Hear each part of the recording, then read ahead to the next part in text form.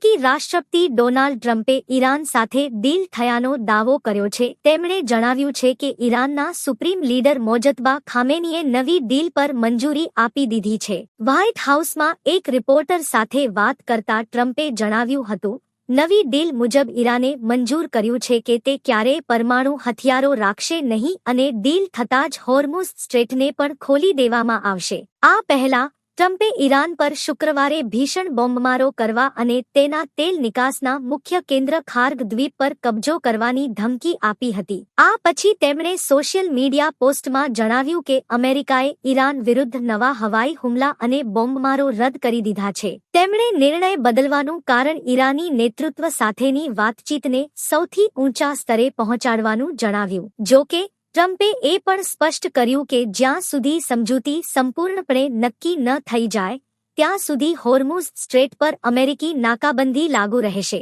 જો કે ઈરાને અત્યાર સુધી આ દાવાની સત્તાવાર પુષ્ટિ કરી નથી. ઈરાને ટ્રમ્પના દાવાને ફગાવ્યા છે.